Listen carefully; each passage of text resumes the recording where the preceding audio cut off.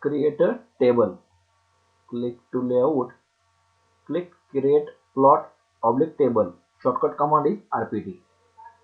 Then press T for table. Then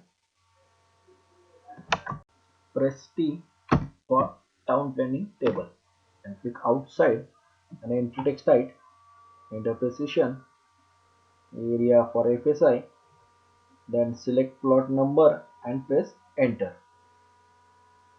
Plot number, press enter. Rounding area, if corner plot press Y, then front road is 9, second road 8.73, press enter. Then select number of plots, second 2, 3, 4, 5, 6, 7, 8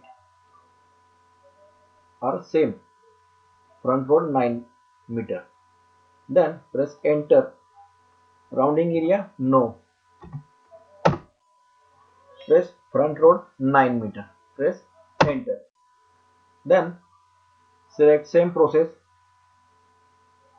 select object 9, rounding area, press S, front road square meter, rounding area 9. Then select all object, same process, then press enter.